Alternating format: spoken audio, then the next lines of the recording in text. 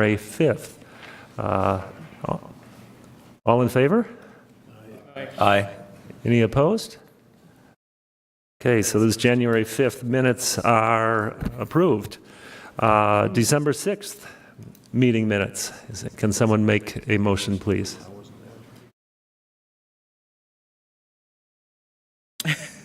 Oh, no, we didn't have a quorum. We didn't have a quorum. Then how are the minutes if there was no quorum? There's no quorum, no meeting. That was in the minutes. Okay. Well, we have a motion from the audience that we... All right. So, yes.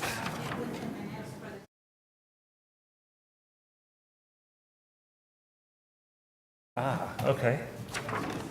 So there was a clarification that the minutes are for a training session we had during dinner on December 6th. Are those... yeah. There's got to be one person that's here. I was here for that. I'll move that we approve the December minutes. Okay, thank you, Paul. I'll second that. Thank you, Esther. We have a motion and a second for approval of the December 6th minutes. All in favor? Aye. Opposed? Nay? Okay, so those minutes are approved. Another comment card. Let's see. Do we take public comments about general issues first, or the report of the chair? Planning and chair comments. There we go.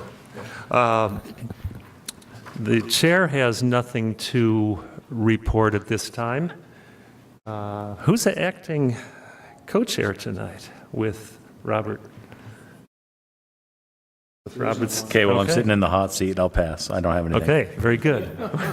Not that it's a big deal, but your policies and procedures indicate it's the most senior person or whomever. The most senior member. Not oldest. The person with the longest tenure on the commission. Very good. All right, so no comments. Do we have a report from the director, please? No report from the director. Very good. We can move on. At this time, we would take any comments from the public about any issues that are not on the docket for our commission meeting tonight. And I see no comment cards for general, so in that case, we can move directly into the public hearing for the twin home development at approximately 578 and 610 Northwest Capitol Street. And our own famous Carl will present to us. Thank you. Thank you, Chair.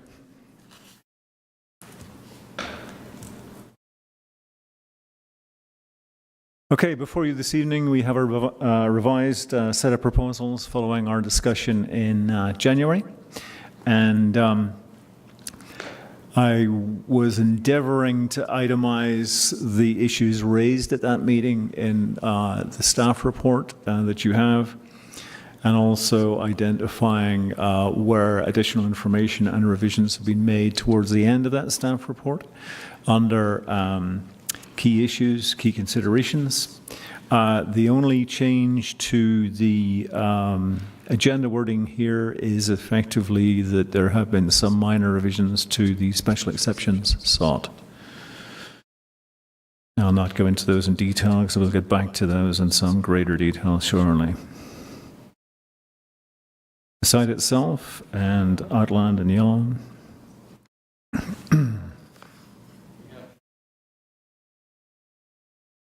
Oh, interesting. Yeah, thank you. Yeah, I'm not sure what I did with that one. All right, a while ago. How do I turn that around? Hang on a second. We'll get the technical thing up hopefully in a second. What? We'll get you off the Jumbotron in a minute, Carl. I should do a song and dance routine at this point. Hello.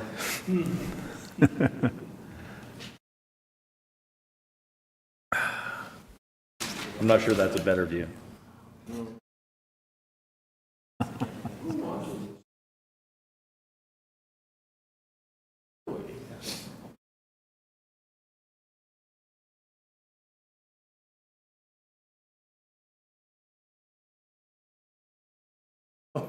Lots of time on her hand.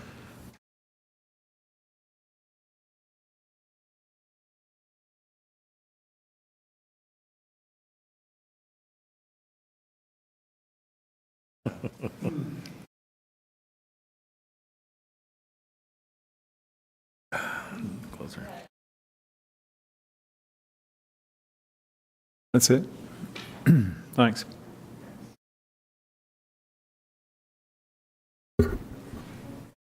Okay, once more. The site itself.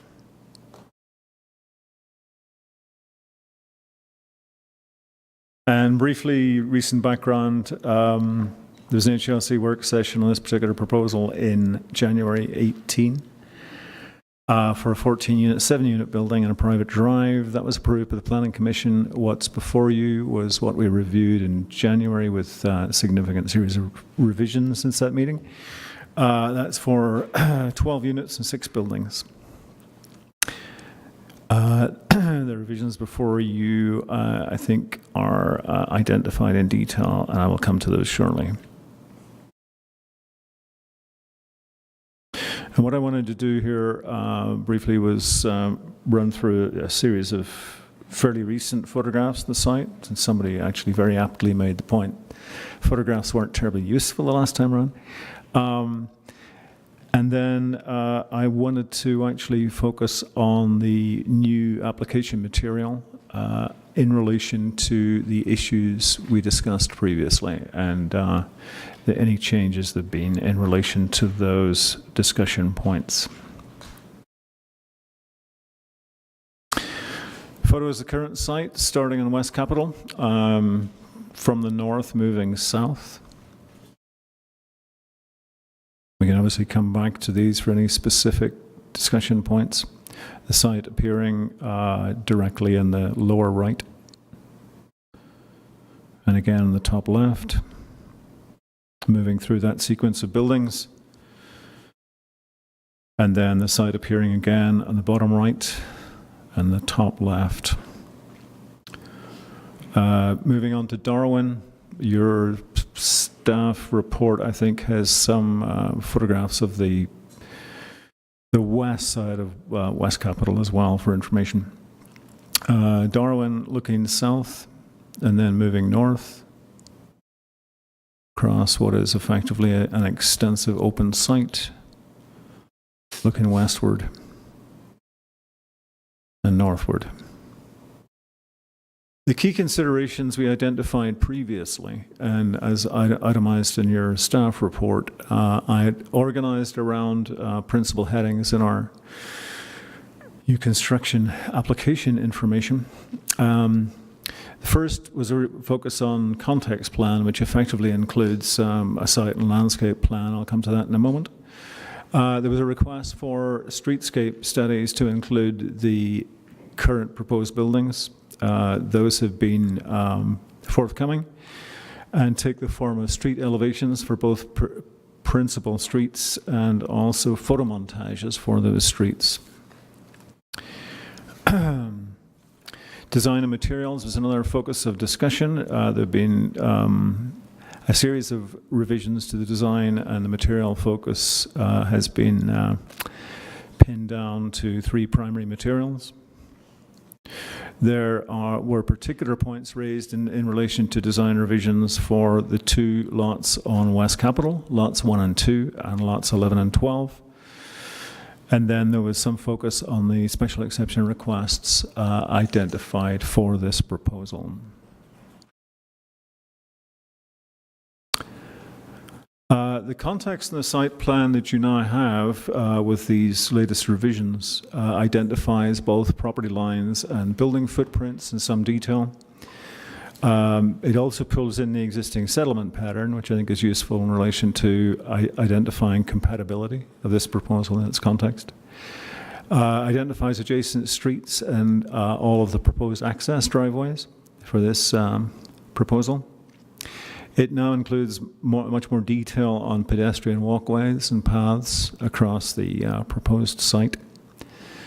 Points to note actually within the context and the site plan are in particular On West Capitol Street, the location of the garages has been moved to the rear of each of the units in each case, using a shared drive to get to those juxtaposed garage spaces. That addresses specifically a point at the last meeting and our discussion.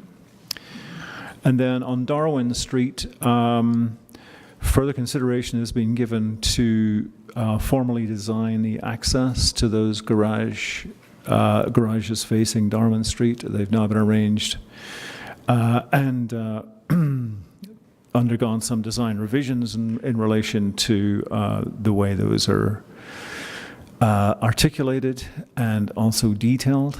And some landscaping and hardscaping is identified in relation to those particular access courts. Just as a reminder, from the previous proposals we discussed in January, this is the previous plan showing the buildings in context. And this is the current and revised site plan showing, again, the proposals in context. There are a series of revisions here which I will come to again in slightly greater detail.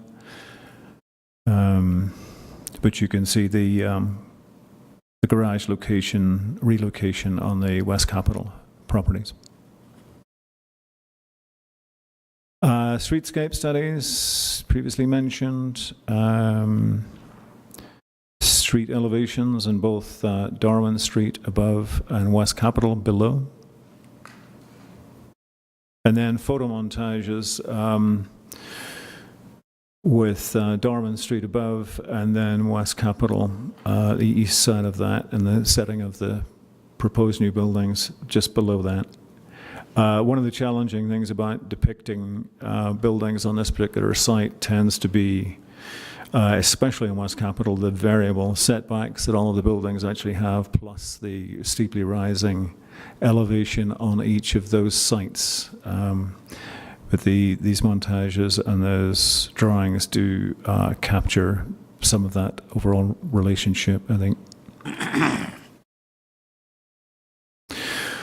The new site and landscape plan that you have, again, identifies existing streets and sidewalks, which was a point being raised previously. We didn't quite have that level of information in the previous site plan. It defines the established grade. We had some discussion on what grade we were working to. And since then, that has been agreed between the applicants and the city, as per discussion points previously raised. And it's named both as established grade and also a existing grade on the current set of plans. So all of the special exceptions for building height and wall height are defined through to what I think we're happy as being currently defined as established grade. The plans here also include section lines, the general one through the entire site, and then individual section lines through each of the proposed buildings. I'll come to those again in greater detail. It includes lot patterns and the associated building configurations, defining lot boundaries and also the setbacks. Again, that was a point that we needed to add to, I think, in terms of previous discussions. Access drives and walkways are all fairly clearly pulled out, I think, in these in this current set of plans. On each of the individual building plan sets, the building coverage for each lot is also identified. And also the grade changes can be defined to an extent from the section lines running through both the elevations and also the sections through each of those lots and buildings. Included within the overall plan, there is indication of proposed hardscape and soft landscape. And those are further amplified in the detailed plans for each lot. Coming back to the principal plan again. And then the main section through the site and a typical section line through one of the buildings, which in this case is lot 5, I think. showing the relationship with the existing and between Darwin Street and West Capitol in terms of the principal section. Moving on to design and materials, there have been some building design revisions since our previous discussions. I will go into those in some detail. I will leave it to the applicants to amplify some of those points as well. There is a fairly strong articulation achieved within most of the overall building designs, and so those tend to be accentuated by changes in materials, both in terms of lateral changes and also floor level changes, vertical changes. Again, the building massing varies with the slope. The applicants had previously achieved that. There has been some attention paid to reducing some of the special exceptions required for building height and wall height, which I'll come to again shortly. Garage locations was a point identified by several members of the commission when we last met. Rear garages now on West Capitol. There's no garages facing the street. And some consideration has been given to the arrangement, formal arrangement, I think, in a symmetrical pattern of the garages on Darwin Street. There have been fenestration revisions in terms of the overall design approach as far as the architecture is concerned. And I think it's probably fair to say that the palette of materials draws a fair amount of inspiration from its context here. The materials in question we're currently looking at are stucco, brick, and cement board siding. And moving from there to the first of the building plans, this is, I'll deal with Darwin Street first of all. And I'll briefly canter through these, but things to bear in mind as I go through are that each of the site plans for each of the individual lots, joint lots, include a breakdown in the setbacks required. And the top left of the of those drawings in tables, and those special exceptions sought are also collated in an overall matrix as part of the written narrative to the overall application.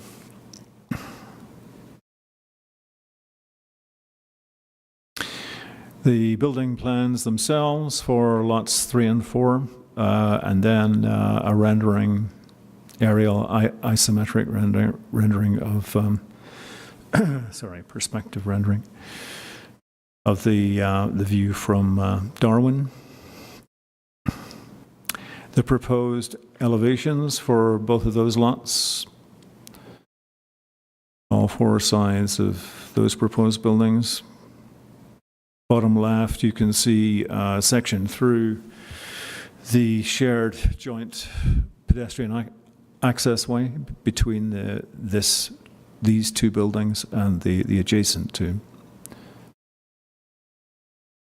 And then sections through those particular lots and also an isometric view which effectively indicates where the buildings would actually encroach beyond and slightly higher than the actual zoning maxims required. And then 2 renderings here of the building designs in the context of lots 3 and 4. Moving to lots 5 and 6, I will briefly canter through those. Similar set of plans showing both buildings. Again, the elevations echo and mirror the previous.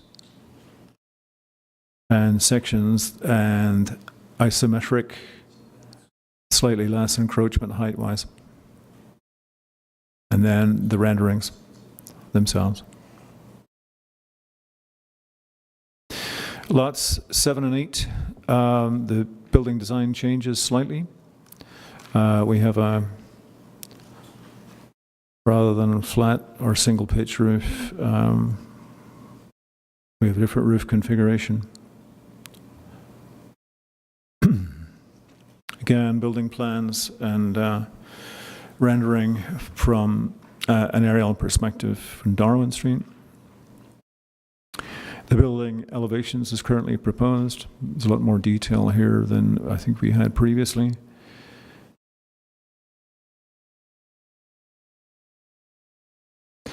Sections through the site and also an isometric view effectively identifying that virtually nothing tends to rise through that zoning plane. One small nib, I think. 2 renderings of those buildings. Moving on to lots 9 and 10, site plan. Again, the mirror half of the previous. Again, that's our view. Left-hand side of that rendering. The elevations for those buildings, sections and isometric, and the renderings in terms of that approach. Moving to West Capitol, some discussion previously in terms of sort of the impact of the proposals in relation to immediately adjacent buildings and also raised by neighbors in that context. I anticipate the applicant will speak to this in some detail as well, but my understanding is that part of the changes, the revisions that have taken place here are, in terms of lots 1 and 2, conditioned by some of the geological constraints on building placement within that part of the site. If effectively the revisions taking place here between what you saw previously and this current proposal, with building 1, lot 1, the first building has been moved back approximately 27 feet. It's also been reduced in height by, I think it's a couple of feet, recollection. There's some detail there in the application material. What it does now, effectively, with a slight change in the placement of building 2, which has moved back about 3 feet, is to create a front shared court space, which also provides for front-facing porches on both buildings. There is also a shared access drive to rear garages. I'll briefly run through those drawings. That's the site plan. Exceptions sought here, fairly minimal. No exceptions sought for height on lot 1, building 1. But a slight exception sought, matter of a few inches, on the side yard setback. And then I think there's a slight height exception sought on building 2. The building plans for both of those buildings, lots 1 and 2, and the elevations as currently proposed, section lines there are useful in the context of defining where the proposals sit in relation to the SR1A zoning maxims. Section lines through those proposed buildings and the isometric view of those. And a rendering of those buildings as currently proposed. West Capitol lots 11 and 12. Building 11 is moved back something similar, 26 feet 9 inches, reduced in height, so there's no special exception sought. Again, creating a front shared court space with front-facing porches. Side yard setback sought here, again, requires a slight exception of 11 inches or so for building 11. Building 12 has been moved back since you previously saw the layout. 3 feet 9 inches, also reduced in height, requires now a 1 foot special exception for that particular building. And again, a shared drive access to rear garages for both of those buildings. Briefly running through the plans for those. Elevations, sections, isometric. Again, height exception just sought for building 12, and a rendering of that particular proposal. And then I've also included a slight correction here. This is not as titled Lot 1 and 2. It's actually Lot 11 and 12. It's the previous layout here to draw attention to the changes in the context of West Capitol. The changes are similar for both of those sites. As previously, the building to the north was actually much closer to the street, and then the one to the south of that was actually set back slightly. The juxtaposition of those two have been reversed, and the setbacks have been markedly increased, as you will see in the current proposal on the right-hand side. I would also say at this point that the front yard setbacks, which are identified, I think, by are in the application materials as requiring a special exception, staff would conclude that they don't really, because once you start measuring out the proposals as they stand, even with these changes, the average, they tend to meet the average setback of buildings along that frontage on West Capitol and also on Darman Street.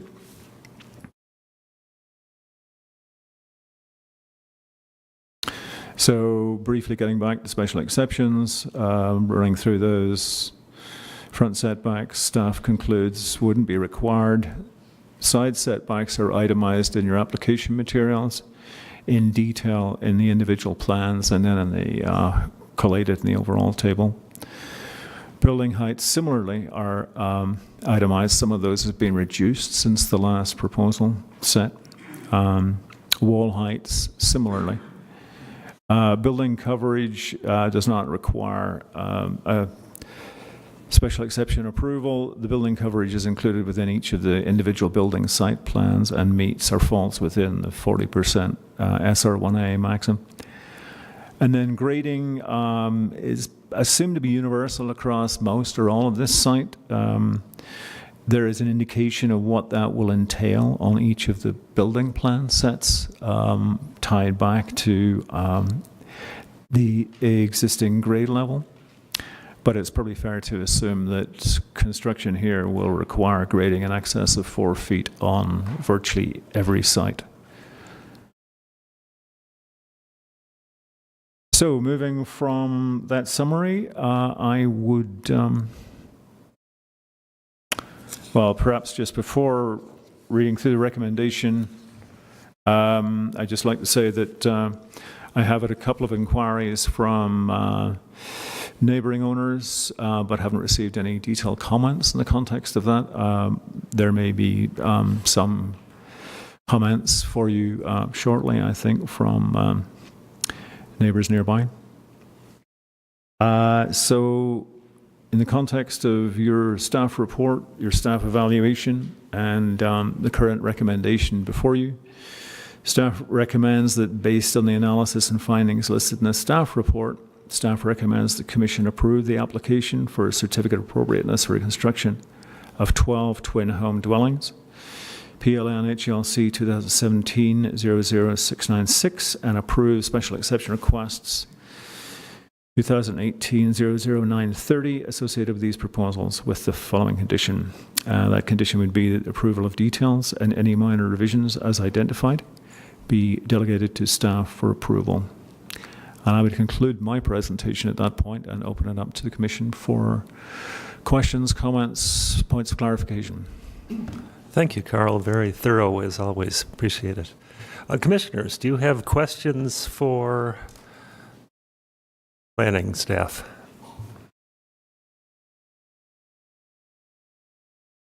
Looks like there's no commissioners' questions at this time. We'd like to invite the applicant up to present to us.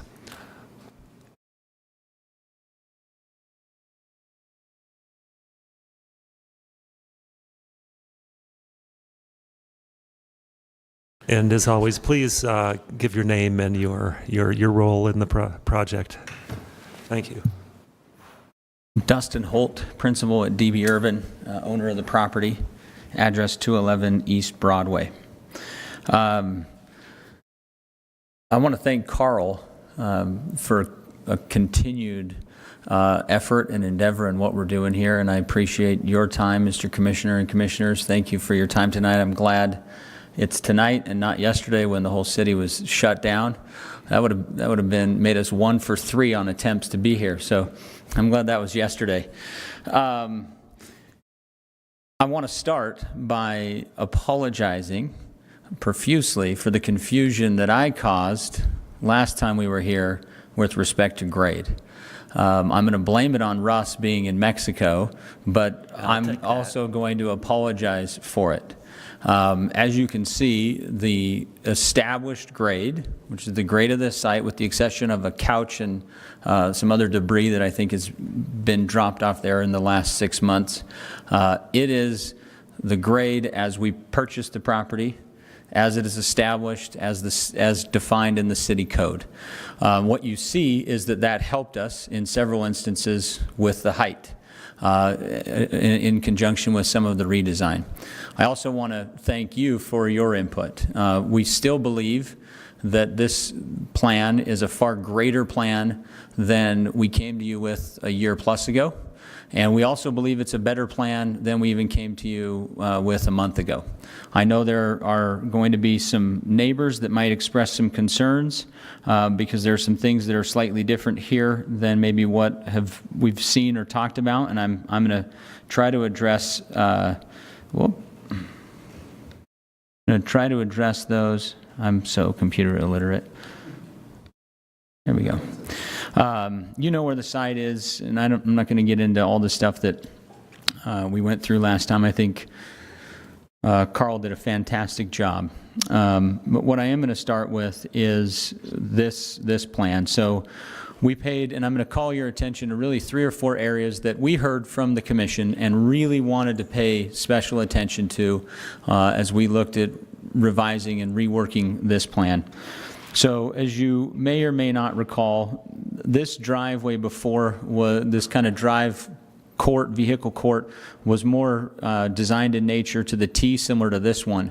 In changing to more of an L-shaped design, it allowed us to push Lot 3 kind of slightly down the hill even further, which made us go from, I think, a request of a 9-foot height exception down to a 6-foot height exception.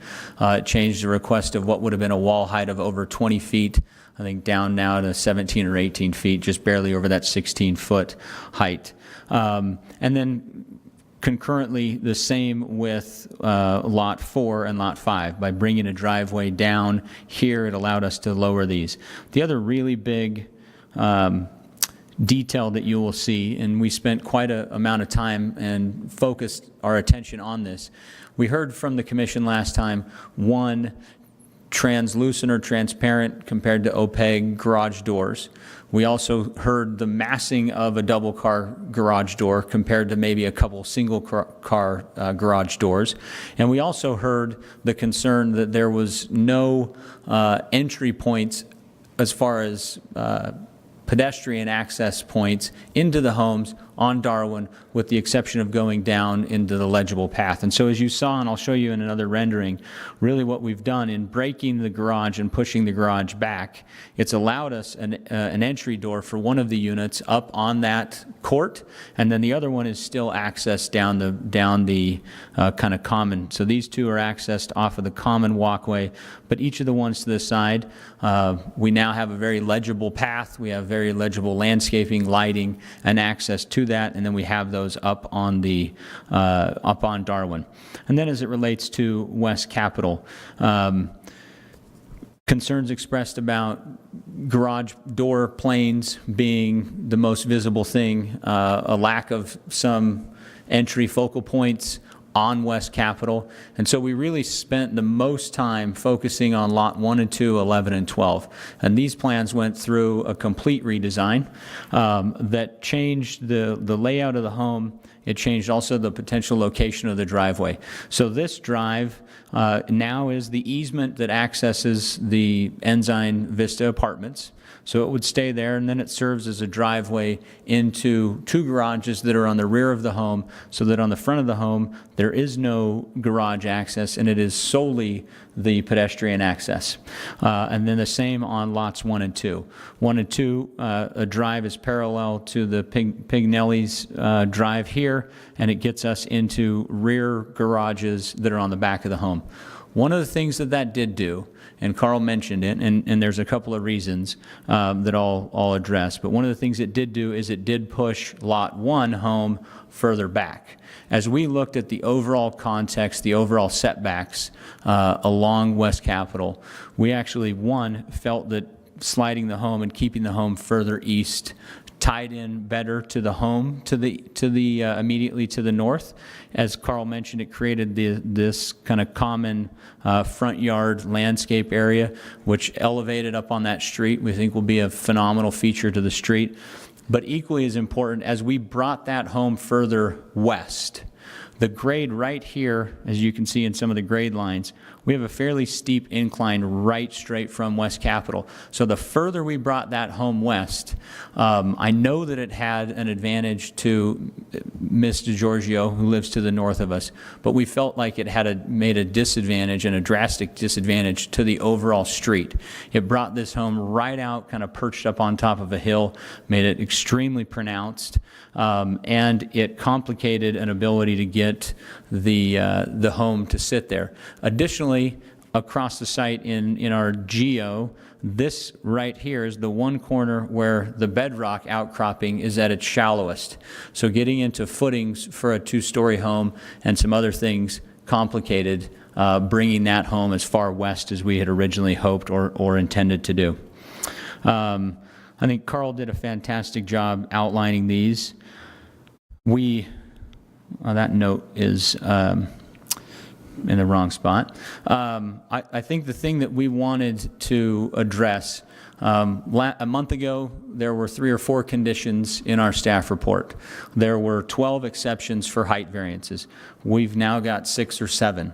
When you go into the wall elevations, we had wall elevations that had, several of them that had 5, 6, 7, 8, 9 feet in, as far as a wall elevation special exception would have gone.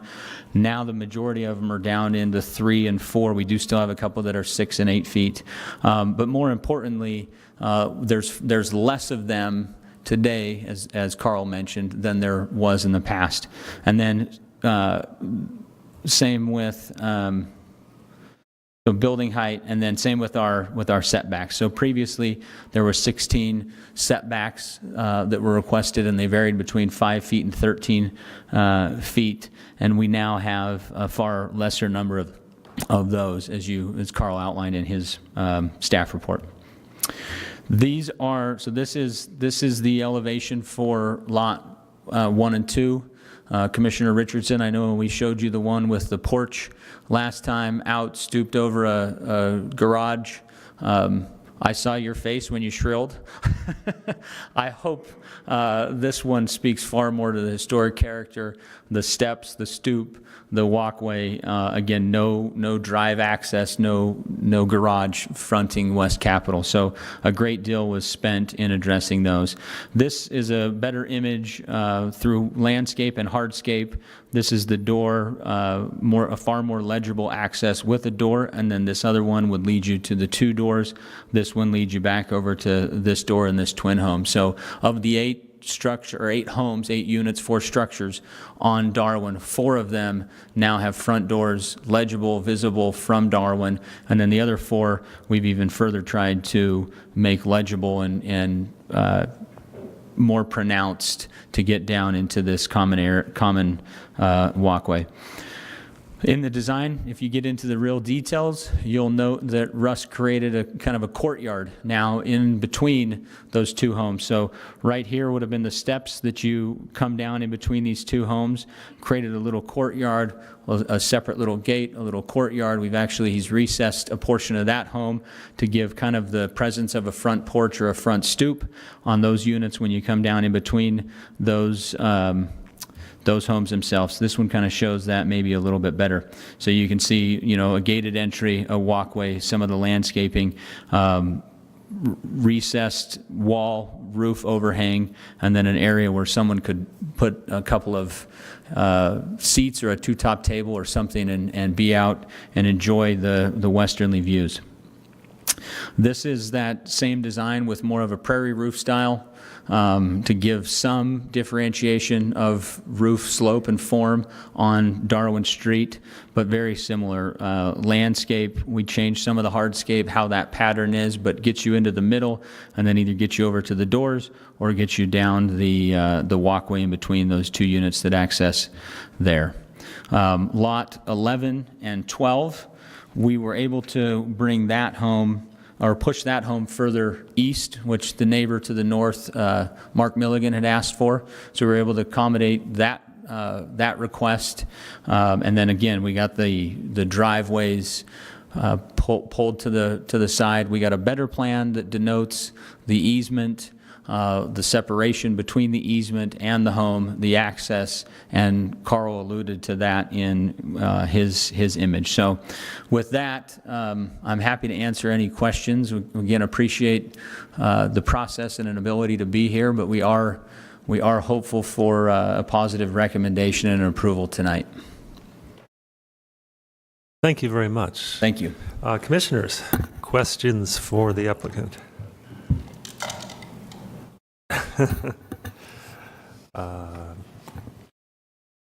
Charles? I have a couple on the West Capitol buildings.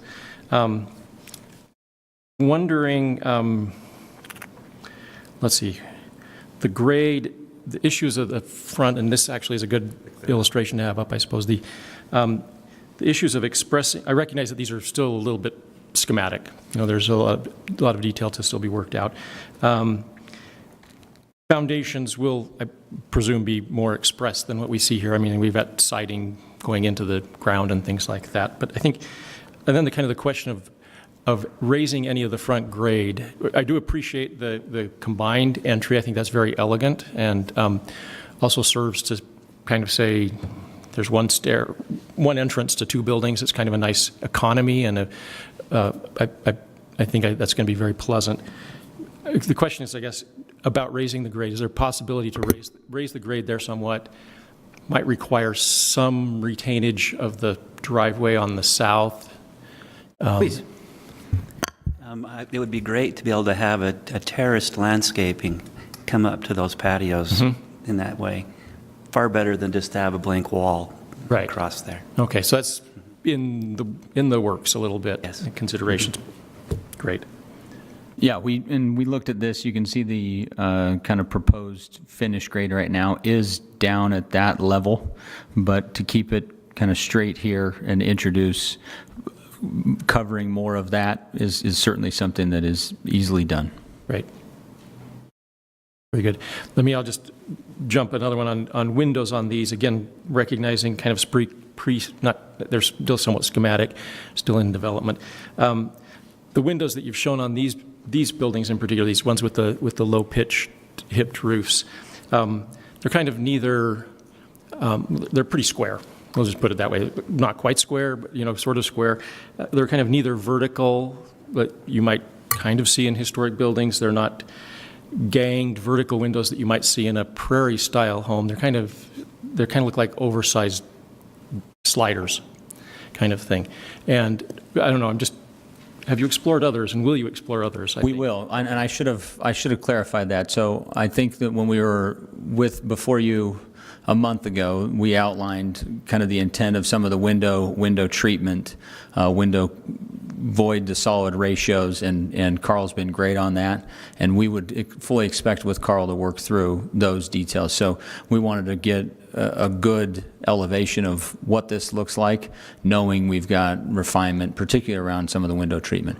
We think we've got the roof pitch, accesses, some of those major points very, very defined, and would still be our intent to work through as we have previously with Carl on defining those. Great. Thank you.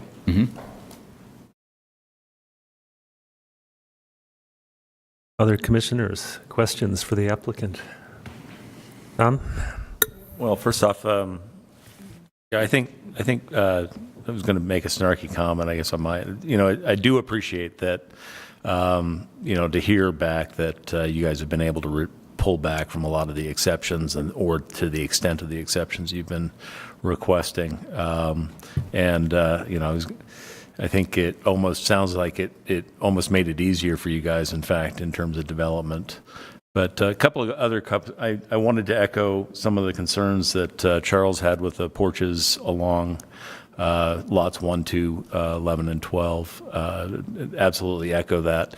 I absolutely agree. Significant improvements in terms of making these homes maybe a little bit more traditional, if you will, in terms of their street, how they address the street by pulling the garages into the back. But I still think it has some work to go. The lot 1 also, I think, if I recall correctly, there was some concerns with regard to the relationship to the neighbor and you touched on this just a moment ago, relationship to the neighbor to the north. I noticed, and I still understand it's still in schematic, I would look at the upper level bedroom. I assume the master bedroom has got some fairly sizable windows, again, very, very large scale, almost slider style, that are looking right toward that neighbor's house still. And it seems actually, as I was looking at it, thinking, boy, well, the views there perhaps are better in other locations. So, but I don't know if you've, again, a lot of work has gone through in the last month to get back to this. But that is something that I would ask be considered as well. The last thing I had, though, question for is the materials that you guys are proposing, specifically I believe it's the Allura cement siding. Just maybe a couple of clarifications. How is that being installed just as a traditional lap type siding? Is that the thought? Okay. And is that a pre-finished then, or what is that? It can be done exactly? either way. Is it painted, or is it like a stained or Painted. Okay. And it's best to be done in the field after the fact so that you don't have to patch any paint over nails. Okay. It almost looked like it was sort of a almost like a pre-stained in the sample that was submitted. So I just was looking for some clarification on that. Thank you.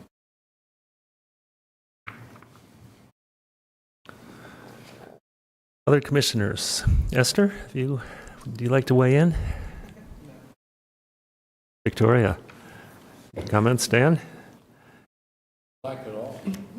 Okay. Paul? David? I'm good. Up to you. All right. Thank you very much. You can step down. Next, we will move into the public comment section. And if you would like to speak and haven't turned in a comment card, please do so.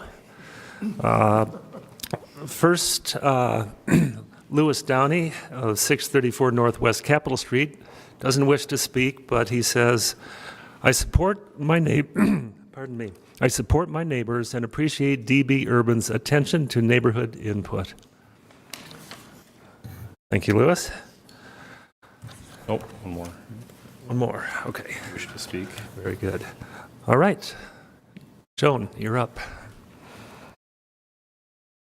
Please try to keep your comments to 2 minutes. I'll try. So thank you. So Joan DeGiorgio. So I am the neighbor to the north, 618 West Capitol Street. And I do feel, I have to say, I am the one that is the most impacted by this. Even though they have changed the design, I'm not sure where this rendering comes from, but in their narrative, they talk about, this is their historic preservation overlay zone purpose statement under number 2. The height of a new two-story building will integrate seamlessly with adjacent 2- and 3-story single-family homes. So I am a single-family home. So I am that one-story home to the north, and even if you change the windows, it's going to loom large. So I just heard about, because at the last meeting they did talk about moving it to the west, which would be what I would prefer. So my garden is going to have a great view to the south, but I'm going to be blocked. And I seriously don't know how you would address that, but it is it's a very significant impact to me. And just, when they talk about in their narrative, under number 2, their third point, that they've, moved things away from homes. Well, that's happened in every instance except my home. And again, if you try to mitigate that with maybe not putting windows, as Mr. Brennan mentioned, but then it becomes this blank wall.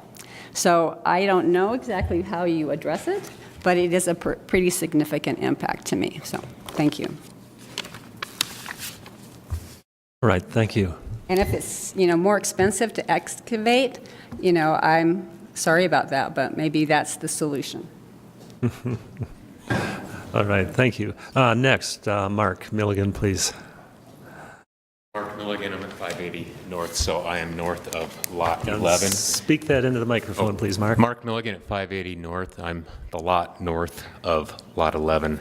And I appreciate that the building is pushed back. They're asking to be 11 inches closer to my property line, but I would prefer them be 11 inches closer to my property line and pushed back than more forward on the lot.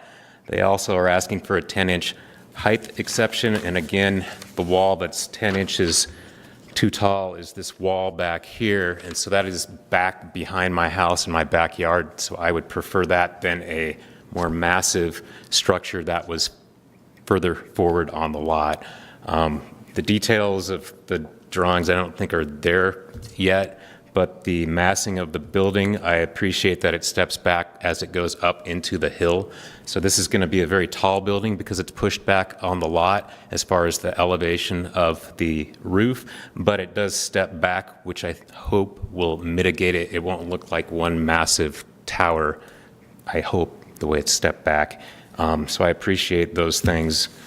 Overall, I'm happy with the garages being moved to the back as well. I mean, in an ideal world, it wouldn't be any closer than it can be or any taller, but I'm happy enough as it is. One other thing, somebody talked about, from the commissioners, the front grade, something to consider. From my back patio to the right-of-way to the apartment building is downhill. That used to be a gully before the apartment building was built, and so although you drive downhill to the north on West Capitol, from my lot to the neighbor's lot is downhill in the opposite direction because of that gully that used to be there. So any grading, I hope it would consider my drainage off my patio and how that would be affected. I think that was all I had, so thank you. Thank you, Mark. Next, please, Steve Boynton.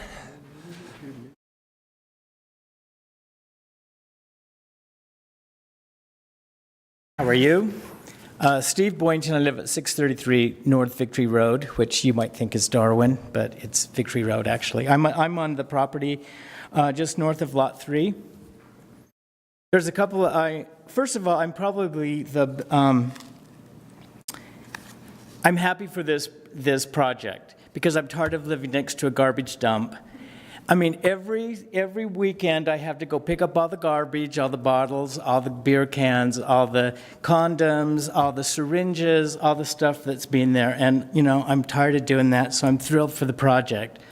Also, since I've lived there since 1982, I've seen 2 brush fires in that property. So, and we've had 1 death in that property, and just 3 weeks ago, I don't think if anyone knows, but, I found a person who had committed suicide in that lot. So, I'm really like the project. There's 2 things I just want you to be aware of. Lot number 3, there is a seep there. In the spring, there's always water that accumulates down there. And years ago, it used to run kind of down toward Frank Pignanelli's place. And so anyway, I just want you guys to be aware that There is a seep there, and in the summertime, when the grass is all dry and everything, you can look over there and you can see that it's green in that area. It's kind of the lowest spot on lot number 3, so there might be some potential problems with water seepage or something in one of those buildings. The other thing that I am concerned with is my house was built in 1884, and there's a retaining wall along the south side of my property, and it was probably built around 1880 something also. So when they start digging and everything down there, I'm concerned that maybe that wall will, crack or break or fall or whatever, and I don't want my yard to like slough off into the new project. So that's one thing I'm concerned with. Those are the only things I have to say, so thank you. Thank you very much. All right, next, Frank, would you like to come forward, please?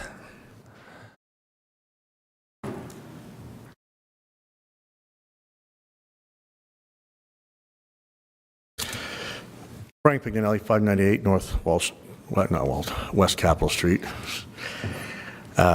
First of all, I want to thank the commission here. You've done a nice job. You asked more questions in the last 3 meetings than the planning commission did, and they passed that abomination. So we're grateful that we've moved beyond that ring road, as we called it. So thank you for that. Well, we're also thankful and grateful to the developer for spending so much time on that. We're hopeful that if it passes tonight, the exceptions are granted, they can work with our good neighbor Joan, and maybe adjusting some of the issues that she has. I don't want to over-lawyer this. The question I had, because we support what's happening here, the sensitivity in many ways to what's going on in the neighborhood and the historic nature. And I was interesting that Dustin talked about how he referred to my wife's document. We filed a very large objection to the planning commission to use that in some of the development. So we appreciated that. This may be the lawyer in me, the condition. I want to make sure that somehow the neighbors are kept apprised of any of these minor details and things like that. So I want to make sure there's either a chance to have a discussion, because a lot of stuff we liked what the staff has done over the years, but sometimes we haven't liked it. I just want to make sure that the neighborhood is kept apprised of that, and we don't lose any rights of appeal and things like that. Both Bruce and I had that. But we are encouraged what the commission has done, and we're very appreciative of all the effort that the developers put in towards this to make sure that it not just complies with some of the concerns that you have, but some of the concerns that we have addressed, and hopefully they can, some of the other issues raised by neighbors can also be addressed. And I appreciate my neighbor mentioned the fact that our house is the recipient of much water, and maybe they can address that too. All right, that it? Thank you. Next, Darcy Dixon, please. Yes, thank you. So we are the owners of 598 Northwest Capitol Street, next to Lot 1 and 2, but particularly right next to 2. I too want to thank the commission for everything you're doing to work through things with the neighborhood. And I echo what the developer said. We've come a long ways in a year. It's a credit to the developers. They've been willing to sit down with us. You've been willing to listen, and we've had people that have kind of led some of the issues. One of the items I've reached out to Dustin, and I'm hoping we can meet and continue to talk. One of the items I would maybe point out to the commission and the developers is that when you look at the design for Lot 1 and 2 and the Lot 11 and 12, it's exactly the same townhome design. And I understand the reason for that. I do want to put one other suggestion out and maybe present it. When you look to the left, where Jones' garage is, and then Jones' house, and then you get into Larry's house, and you get into Steve's house. And then if you were to go over, there's more. Those were polygamous homes built up the hill, right? The first one was built, then the polygamous home behind, then the one behind. So there is a little bit of a precedence for the ability to maybe have that twin home design be a little bit different. And I'm just presenting this for a reason. Is there a way to pull the front of that home further down, again, the one next to Joan DeGiorgio's home, and maybe have the roof of the garage a little bit lower? And then the garage goes next to it. So you've got two garages, and it's still using that one driveway. And then the house is next to that garage. So you've stepped it up the hill with the height the same as the items next door. So I don't know any other way to present it, but you'd be stepping it up the hill with the height of the roofs the same as that's going up. I don't know if that addresses our neighbor Jones' question, but maybe it doesn't require any more excavation for a driveway, and maybe it meets that historic nature of that. The other thing I would point out as someone who's lived on that street for 30 years is one of the things you start to value on that street is the southern sun. And every single one, like if you see Mark Mulligan's home, he's got this patio to the south, and I'm not speaking for him, but that might be one of the reasons he was looking for that home to be moved back. Our neighbor Bruce, he's got this patio that's next to his driveway. We have a patio on the south side of our house. You start to kind of value that southern sun. And the only reason I'm saying that is that might give each one of those homes, if one wasn't right next to it, they get a little bit of this southern ability to walk out from their home. Maybe it's your living room and your kitchen, and you're walking out to that space. Good. So it's just an idea from someone who's lived there for 30 years. Good. All right. Thank you. Thank you very much. All right, we have no more public Could I comment just, cards. before Frank leaves, could I ask one question? Yeah, go ahead. I want to maybe just point this at Paul. When you have a recommendation to defer things to staff, is there a point at which the staff decision becomes an administrative decision that somebody could appeal? How does that work? That's a really good question. I suspect it could be. I actually haven't been presented with that issue before. Although I think that to the extent that your instructions are very clear, very specific, very detailed, which I don't know that we ever get to that kind of granular level. If what staff works out with the applicant fits with what your instruction is, and it is very detailed, then I can see an argument that that's not an additional decision. Certainly, you can delegate decision making. But the appealable decision would be the appealable decision, I think, in most circumstances, would be the Landmark Commission's decision. Okay. But I see what you're saying, and I think there's, without getting too into it, I think there's a potential opening there. Okay. And then I had one other question. I think the answer to part B of Frank's question is that there is not further public notice. No. Yeah. Oh, even for the subdivision too? For the items that have been deferred to staff. So there would not be another round of, hey, this is what staff decided. Correct? Right.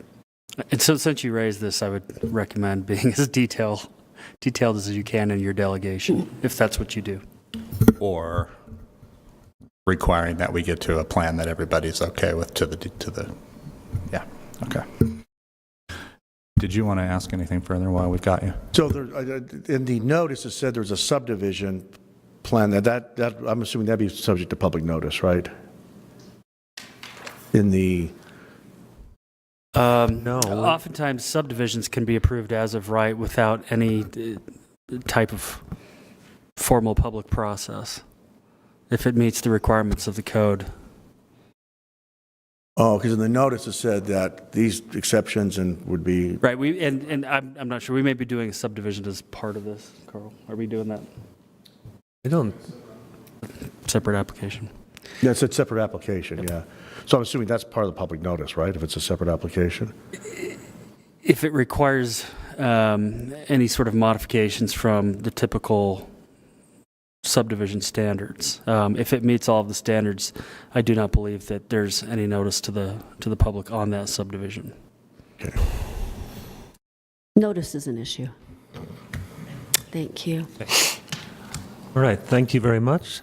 That will close the public comment portion of our meeting. Would the applicant like to come back up and make a response to what you've heard and the issues raised?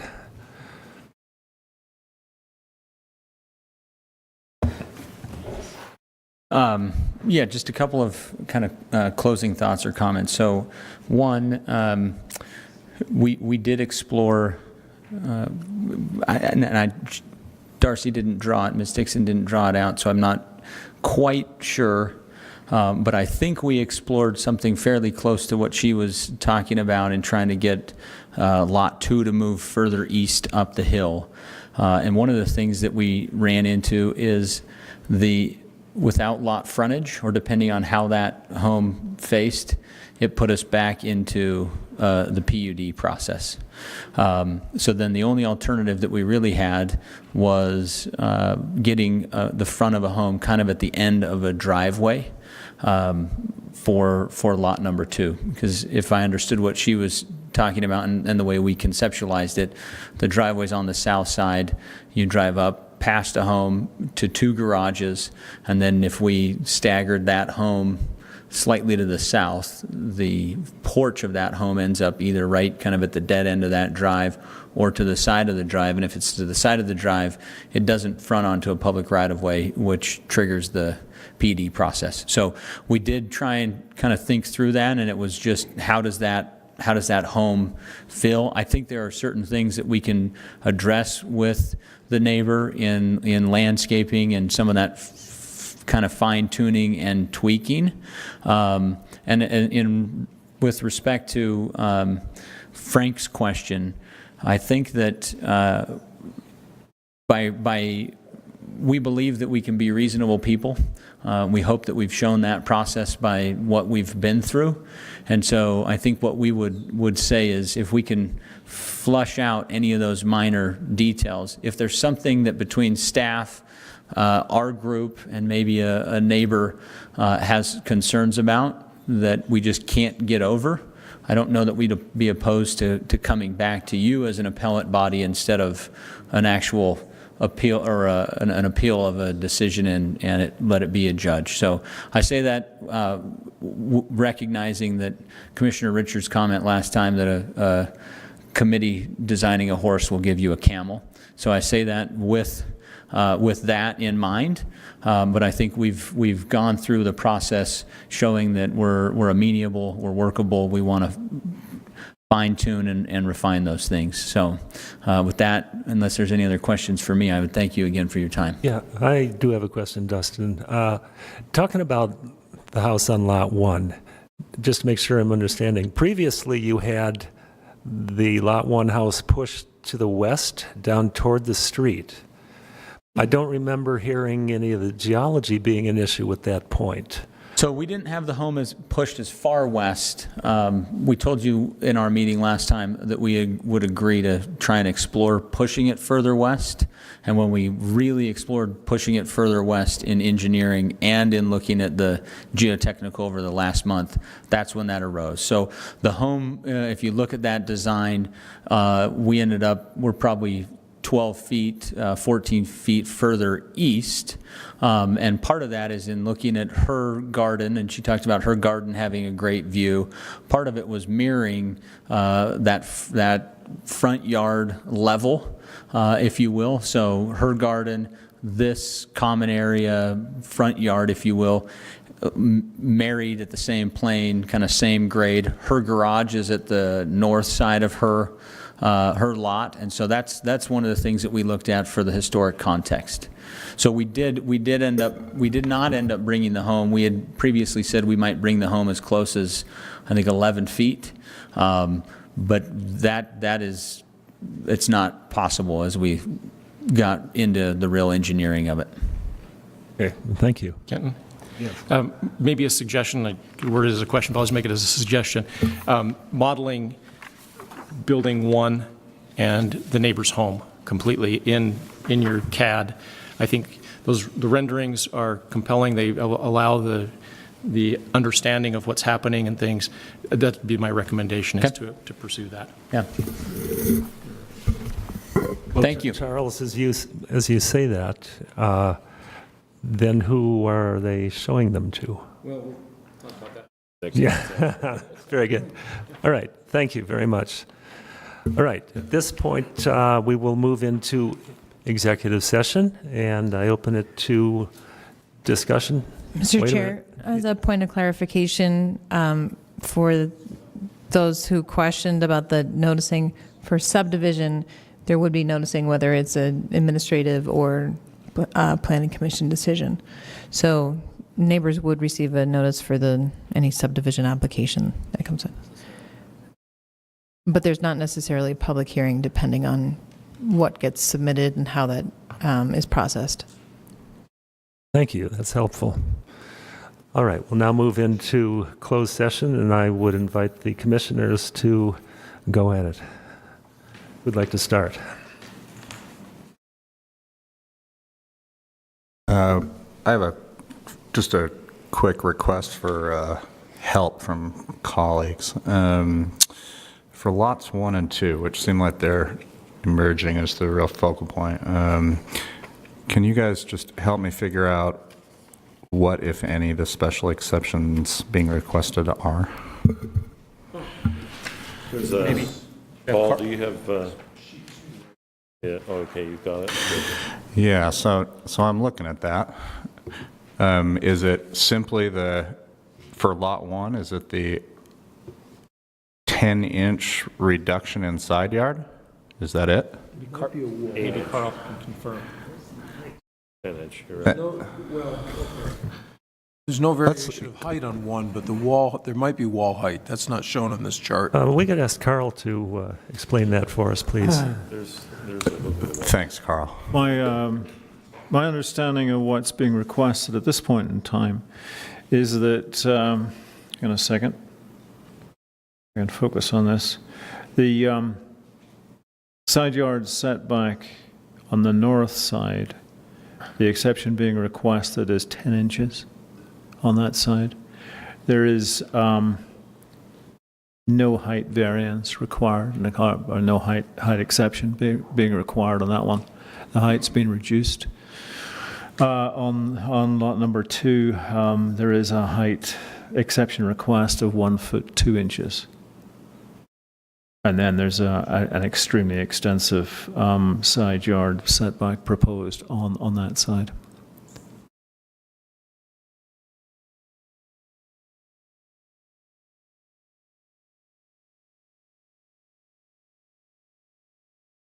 All right, on the side yard, it looks like that there was 10 feet required, and they're proposing 22. 9 foot 2. 9 foot, that's on. On lot 1, it's 9 foot 2 inches. Oh, yeah, I thought you said that on lot 2 they were requesting a big side yard exception. They're not requesting that. They just happen to fall within the required 10 feet. So anything larger than that, which is you know okay. is fine. You know, so there's no request there. Okay.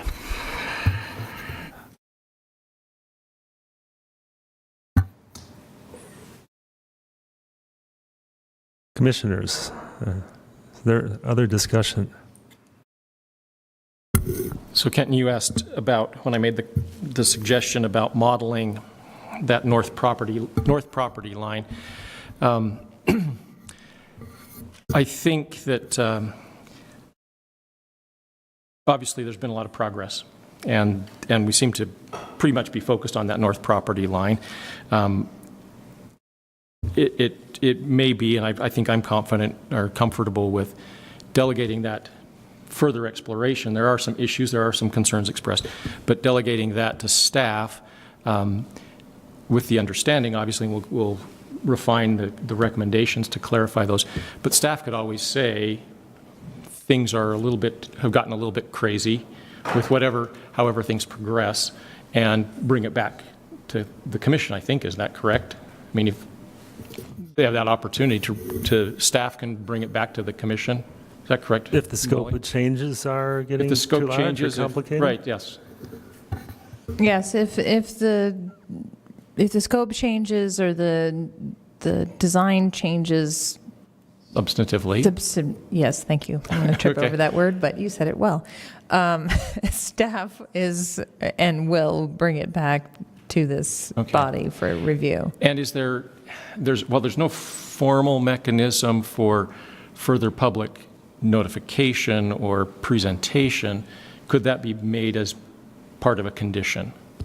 That staff facilitates applicant, a neighborhood presentation. Is that a feasible condition?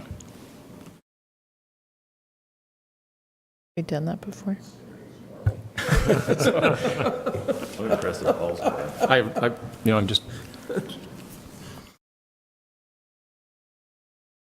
This is in the vein of. I mean, I think you could ask the applicant to provide An opportunity or documentation that they further engaged neighbors.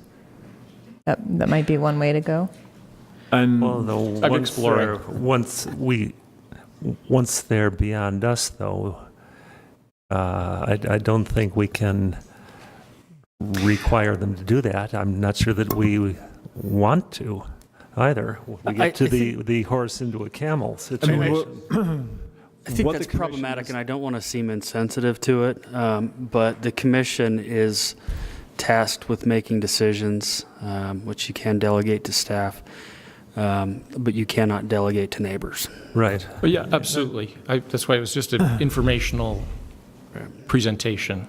I think that would have to be just out of the goodwill of the applicant. We can't require or set any criteria to do that, other than perhaps my only making kind concern is suggestion. that sounds like a perfect world. I mean, I think the concern would be that it's out of the norm, and every time you go outside the norm, you risk not fulfilling the expectations. Personally, I just think it's a dangerous precedent we're setting. First off, I mean, I agree with the sentiment, but I think it's a dangerous precedent we're setting long term. But also, I think it's a dangerous in that if it's not something that you normally notify, and if staff misses and it comes back to us, does it come back to haunt us personally? Yeah. Well, I think the buck does need to stop here. We need to make a decision and give firm recommendations and have a substantive, what would I call it, a point of achievement here. So let me pose a question to the commissioners. Everything but the lot 1 and 2 seems to have been very well handled. There's been a good evolution of design. The neighbors seem happy. The applicant has done a good job on that. Is anyone else a little troubled by the proximity issue of the proposed new house to the existing house and the placement on the lot and the movement it's made over the last few renditions of the design? Which one are we talking about? Lot 1 and 2. Well, one question I've had, and it was a question I may have maybe more appropriately asked the applicant, but to 10 inches into the side yard setback, although it may not address all of the neighbors to the north issues, concerns, but it does, if the applicant were able to shift it 10 feet to the south, what issues does it create? Can that just simply take that request for a special exception associated with Lot 1 entirely away?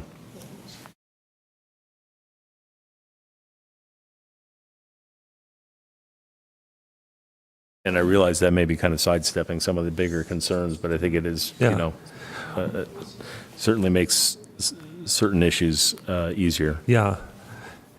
And to clarify, there's only one special exception requested for Lot 1, right? That 10-inch side yard. So really, they're complying with the letter of the ordinance almost completely. Yeah. Kenton, I think, I'm just looking at the north elevation. They have a dimensioned wall height, wait, I want to make sure I'm in the right one. Yeah, 1 and 2, of 19 feet at that location. So it appears that they are needing a side wall height exception. Is that right? Is it 16 feet? What page are you looking at? I'm on 1 and 2 C1.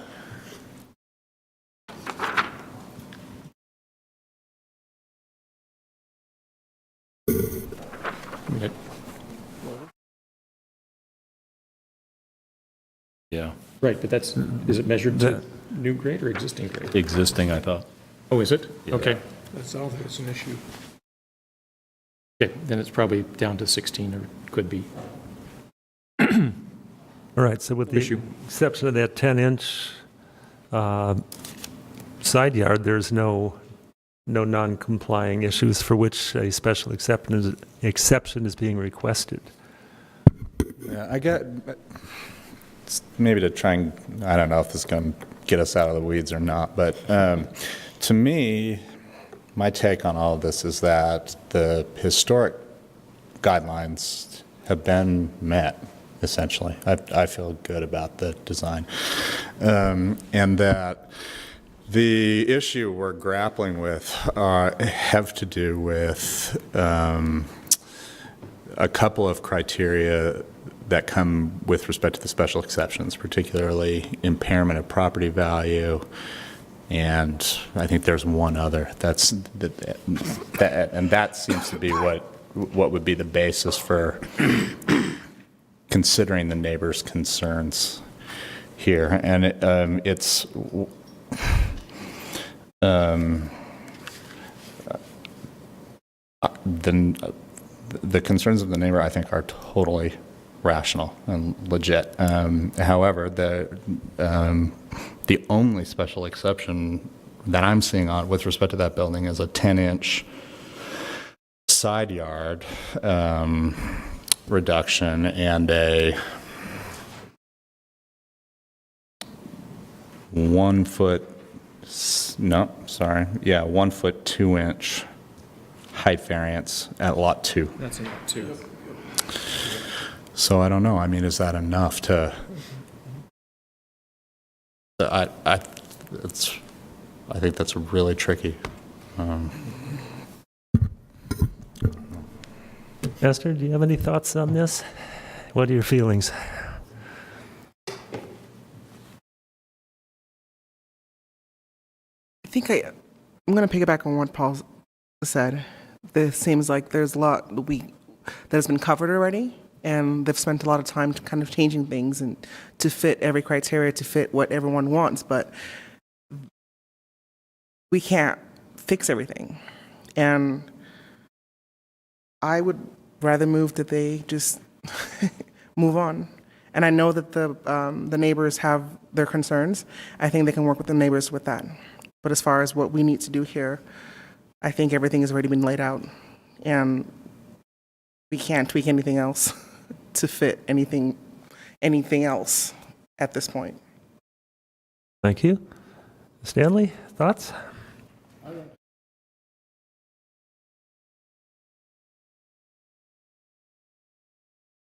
Okay, Victoria? Okay. Is anyone prepared to make a motion on this, or is there further comment? Well, I'll give you further comment. What I really liked about this project is that it keeps getting better. It really, every time it's come to us, it's been better. And the focus certainly on West Capitol, designs there have been wonderful. We no longer have a garage barrage in a neighborhood that doesn't have garages.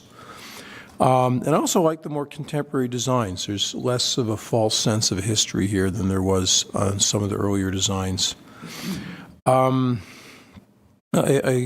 concur with Mr. Pignelli that perhaps there'll be the developer can find a way to continue to share a dialogue with the neighbors.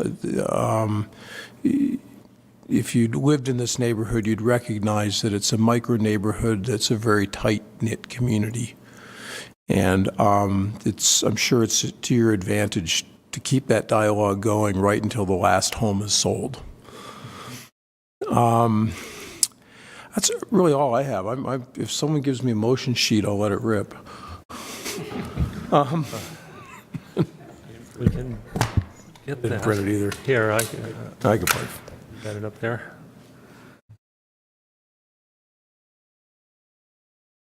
You want to make the motion, Tom? Whoops. Just lost it. Dang it. Okay, well, I'm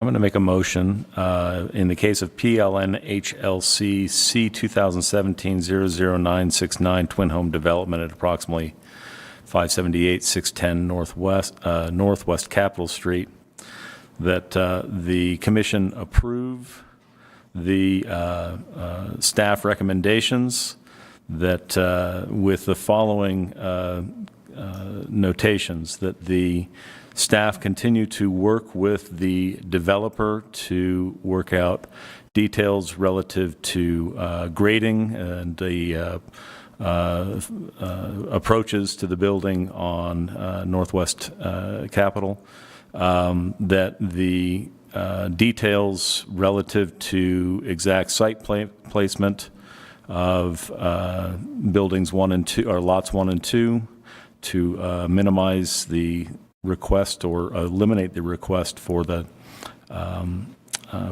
side yard setback decrease on lot 1, and that the details of the buildings be continued to resolved with staff. Thank you. Commissioner Brennan has made a motion. Do we have a second? I'll second that motion. We have a motion and a second. You'll take a vote, please. I will start with Esther. Stoll, aye. Aye. Richardson, aye.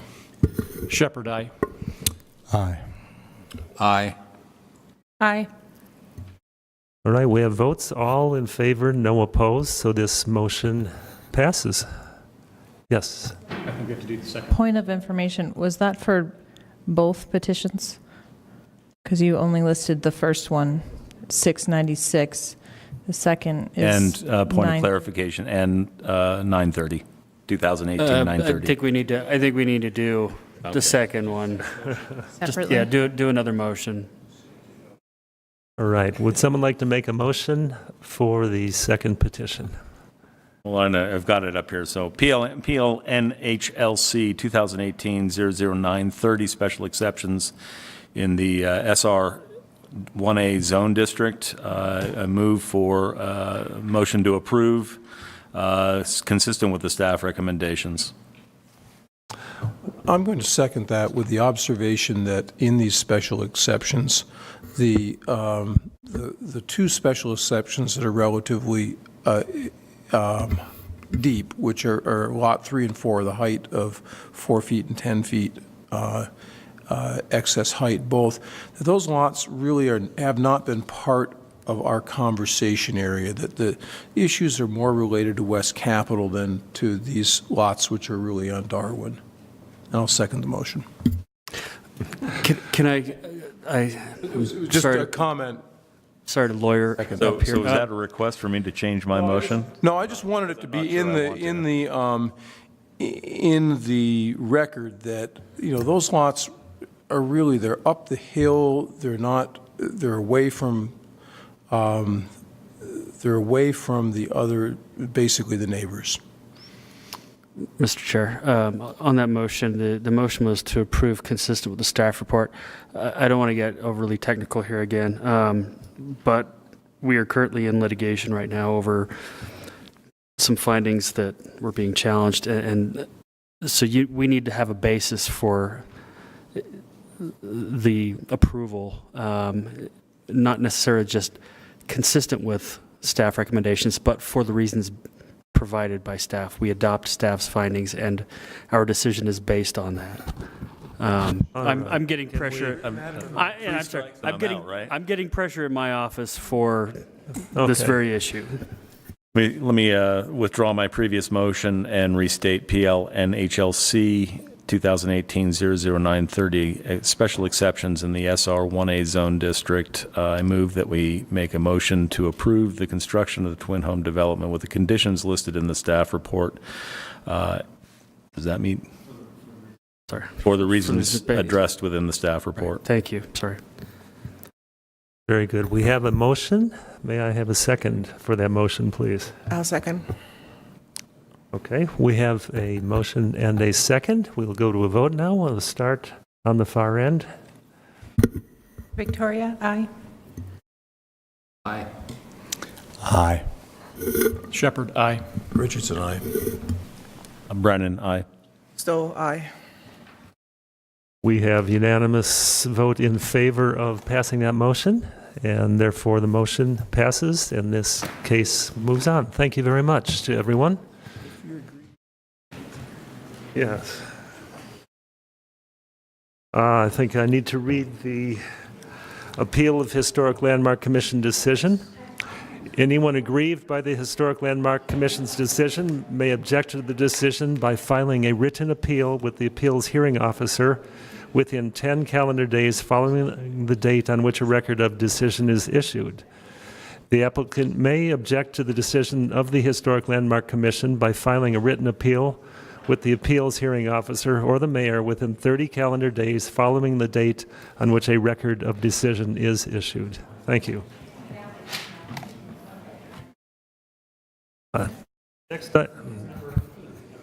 Next item on the agenda, we have a work session regarding the Historic Landscape Design Guidelines draft.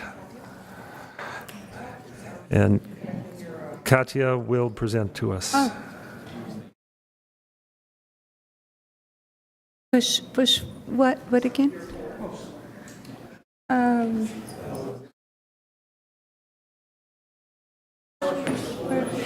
Which cord?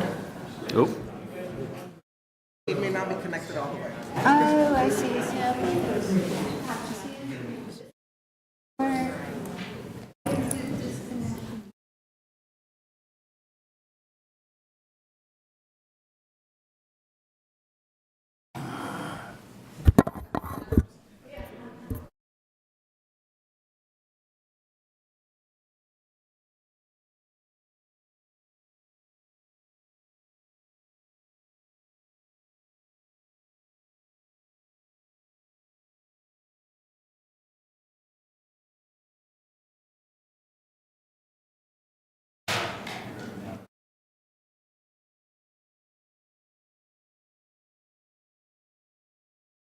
Let me know when you're ready for me. Yeah, please proceed. Okay.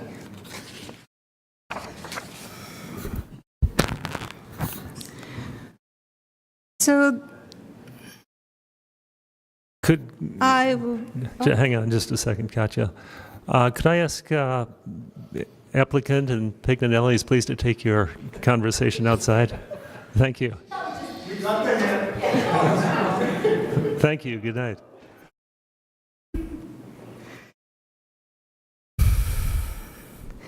So this is a project that's been going on for a couple of years. Landmark Design started this by doing inventories of 32 sites in the city, landscapes in the city, and started doing these guidelines. And now planning is finalizing these guidelines. And today, I would like to give you an update of where we are with that. So our goal is to adopt these guidelines and make it a, part of the set of the residential, commercial, and multifamily design guidelines. I want to say also that this is a very unique project. Different cities deal with landscapes in different ways. Right now, both our guidelines, zoning ordinance, does not really, they don't really address landscapes. So this is an effort to address that. I'll start with the purpose of these guidelines is to make it a preservation tool, to provide basis for making informed and consistent decisions. First of all, I would like to make it clear that these are guidelines, not standards. So they're going to be used side by side with the zoning ordinance. These guidelines can also be used for projects outside the historic overlay, but they would be used as guidelines. And just want to, as I'm talking about zoning ordinance, that's something that might have to be addressed also, because right now in our ordinance, it doesn't really define landscapes or even, talk about landscapes. Most of our, what our ordinance talks about is structures and how it relates to the site and so on and so forth. So the other thing that I would like to mention is that these guidelines are not for yards associated with historic buildings. That is, those yards are addressed on the residential, commercial, and the other guidelines. So these are mostly for public landscapes such as parks, cemeteries, the streetscape, etc. So in evaluating a landscape, it is very important to understand the significance of that landscape. What is the historic significance? What is the period of significance? And the character-defining features that are important. So I want to, talk a little bit, how we're going to be using these guidelines. So the first step when we have a project is to define those things. And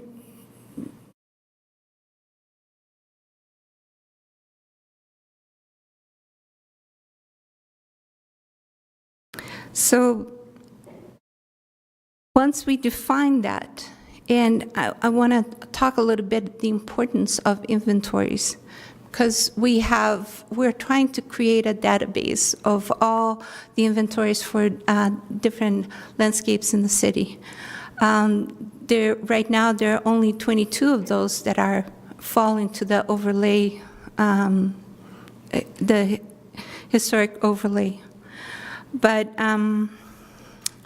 it's important to understand, what's in those landscapes, those sites. And right now we have inventories, but there's a lot of work that needs to be done to get where we understand what those features are that are historic, if they are historic, if they are part of the period of significance. And just an example for as far as period of significance, so you kind of understand what I'm talking about, is, for example, Pioneer Park. Pioneer Park is a very important park because of the history. It was the first camp that the pioneers used when they came to this valley. So that is a period of significance. But then there are other periods of significance that are just as important. For example, when it was made into a park. So we have to look at those features in that park as it relates to that period of significance. For example, the periphery of Pioneer Park right now, where there's a walkway and trees that is significant feature because it is part of the period of significance.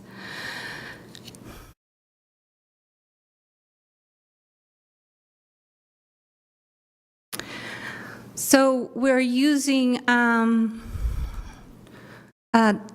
landscapes characteristics that have been created by the National Park Services.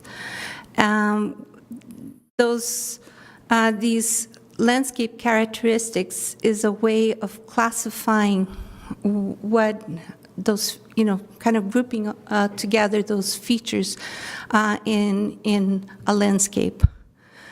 And we use those landscape characteristics as our chapters. So there are 12 landscape characteristics that the National Park Services has created. And so we have actually 13 chapters. We used all the landscape characteristics as a chapter for each one. And then we added streetscapes, which, they're not really characteristic, but because of all the requirements that our zoning ordinance and, it's a very special kind of, we created that for our convenience in reviewing streetscapes.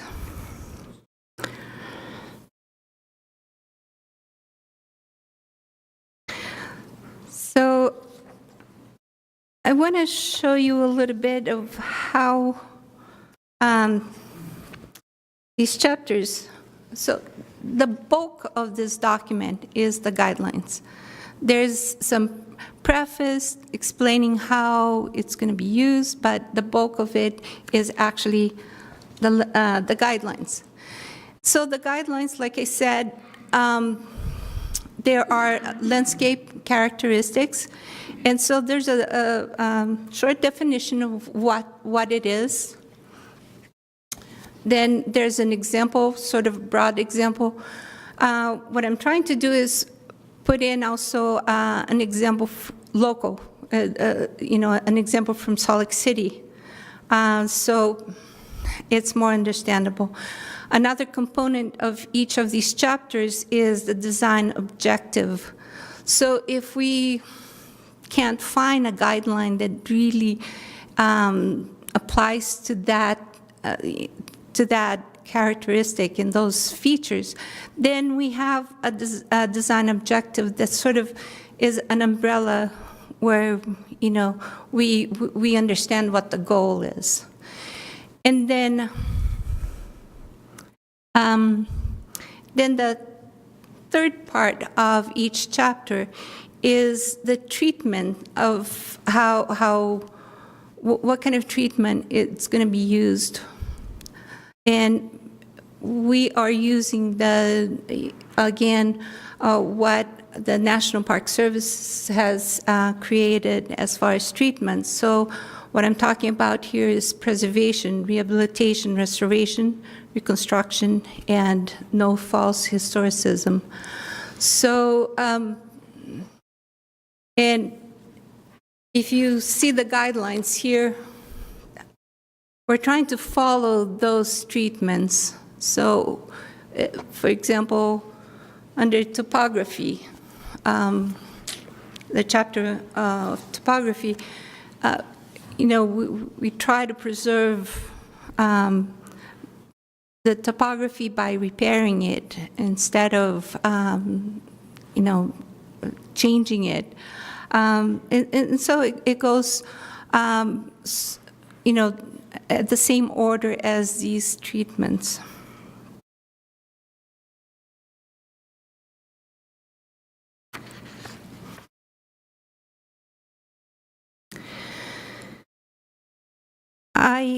I hope that, I try to make this very simple, and I know it's late.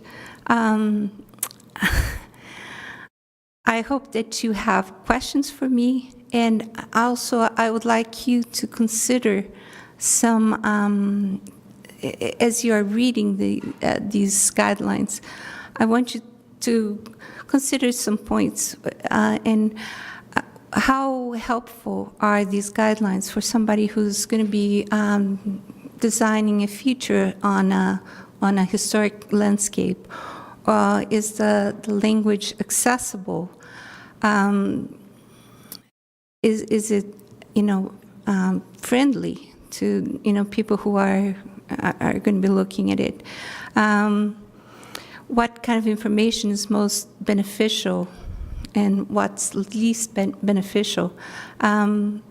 Because, like I said, this is a very unique project. It's not something that that exists out there, and we're just trying to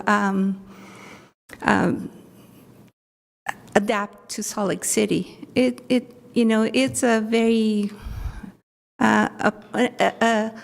an approach that is unique to Salt Lake City. So I would like a lot of feedback as you read these guidelines.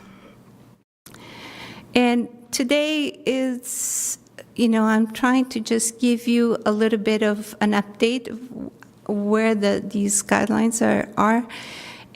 But from this point on, we're going to be doing a lot of engagement and further review with focus groups, interest groups, community councils. One thing that I didn't mention here is also open houses. Then it's going to be taken to the Planning Commission as an introduction. They're not going to be reviewing then, but then it's going to come back to HLC, and hopefully at some point it might be adopted.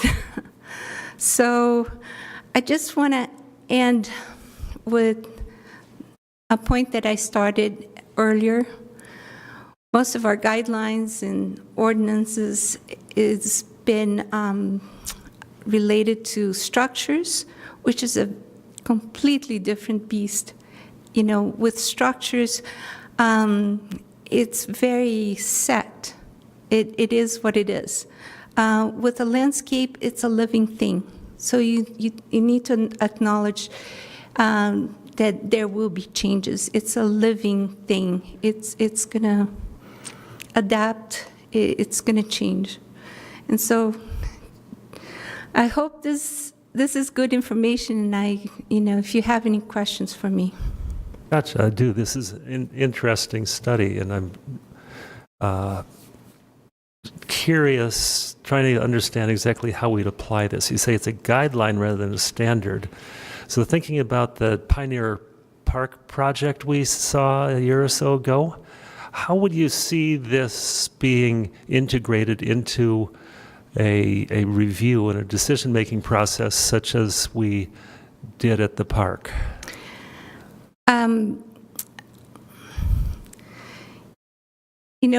It's a learning process. And when I did that report to you, we were not as far into this project. But what I see, a report like Pioneer Park, for example, the first step would be to understand what are the significance of Pioneer Park, and then understand those periods of significance like I was talking about. And then once you understand that, then you understand what the features are that are in that park that are significant. For example, that design that you approved to be removed. For example, it was not a significant feature of Pioneer Park. It was a pretty recent feature that was added to the park.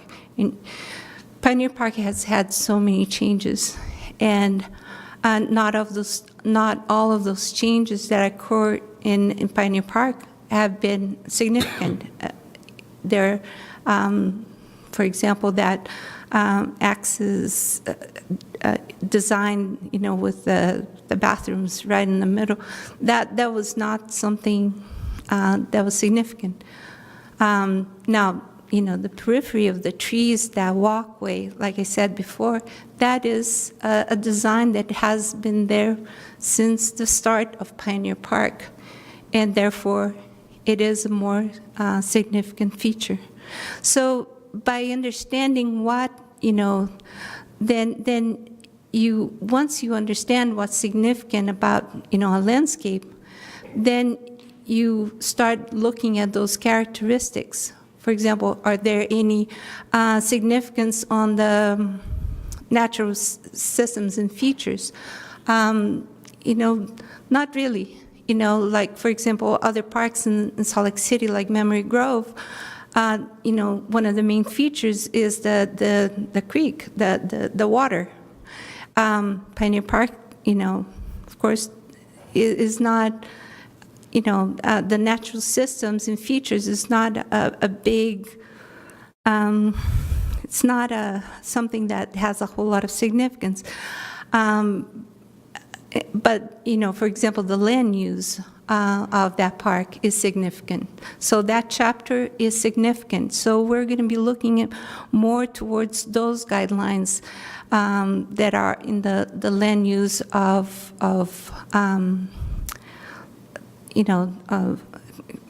that are written underneath under the land use chapter. Cultural traditions is another one that's important. So topography, for example, is not an issue, again, on Pioneer Park, that big of a, vegetation, there are some significance, the trees in the periphery, again, are significant. So that's how we're looking at reviewing and evaluating these sites and landscapes. Thank you. Does that answer? Yeah, I think so. Katya, do you want to, hats off, first of all. I think this is a great document. As one who struggles every day with cultural landscapes, historic landscapes in my day job at the university, there are things here that we're going to borrow and apply. And hopefully there's some cross-pollination that we can do there. Can you give us a rough schedule of the next steps? What your thinking is? I mean, are we talking days, weeks, months, or years? What the layout is, or the timeline. And how do you want us to provide some written comments back? And should they be group comments or shared with the group, or what kind of things? Anyways, take those. I don't have dates right now. As far as we thought about, having about a 6-month period where we can, get, or less than that, where we can bring it back to you for after we have had, focus group, interest groups, community councils. What do you say, Molly? Is that sort of About 6 months, and that's close enough. I mean, I think the idea is that we would like this moved into the adoption process within this calendar year. So that's why Katya's initiating the public process aspect of it in the coming weeks, and that's coming to you is kind of kicking that process off. Yes. There's still a lot of iteration that will come to this draft. There will be graphics added. I mean, it's going to change dramatically just in the next 3 months.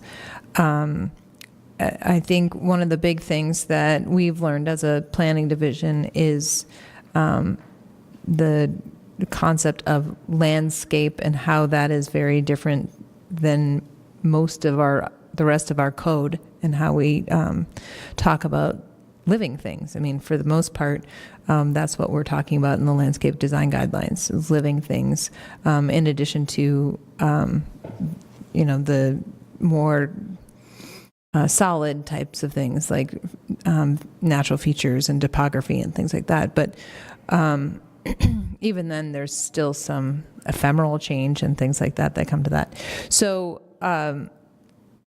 we want to make sure that the guidelines reflect that in a very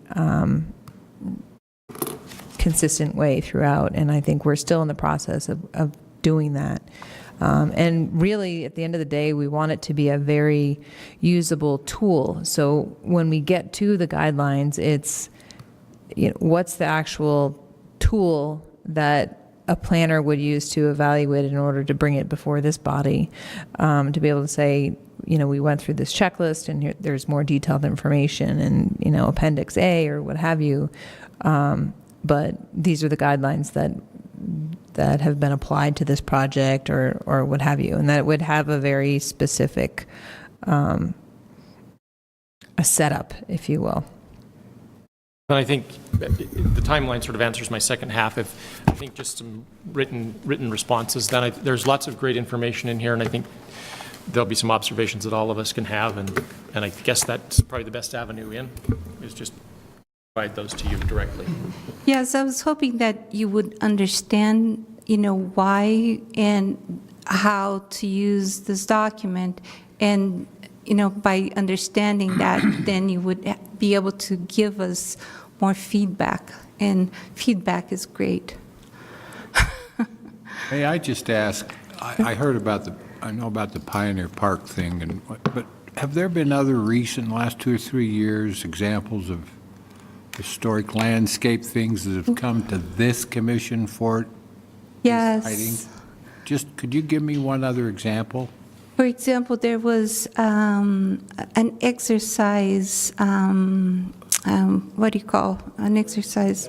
Yeah, an outdoor that was proposed to be added to Liberty Park. And so that's a perfect example of, how this document could be used. For another example is the 4th Avenue well that is something that is going, will come back to this commission. Keep in mind that these guidelines will not be adopted before you'll have to make a decision on that project. Yeah. Is kind of a digression, is that project in process? We going to see that again? You will see that again. So I have become accustomed to being the big outlier in this commission every once in a while, and I think I'm probably going to be that again. But I think these are totally a mistake, just for a couple of reasons. I think the goal behind them of creating a mechanism for oversight and stewardship of our park resources, gathering community input, having a mechanism for public notice, imposing some best practices, I think those are all such good goals. But I think this is going to be totally meaningless and useless, and here's why. The title of this is Design Guidelines for Historic Landscapes in Salt Lake City, and I think we have almost none of those. The only one that I truly think is truly historic is the one we're sitting in right now. So let's take these one by one. Ensign Peak, 6th East Mini Park, City Creek Park, Almond Park, Columbus Park, Canyon Park, Gallagher Park, Cletting Park, Silver Mini Park, and Ship Park. And none of those is even remotely historic. You could scrape the whole thing as far as I'm concerned, and you wouldn't harm one single historic resource, honestly. Now, should they be compatible with the historic neighborhood they're in? Yeah, but that's not what this is. This is about preserving historic landscapes like you would preserve at Versailles. So I think this is way misplaced.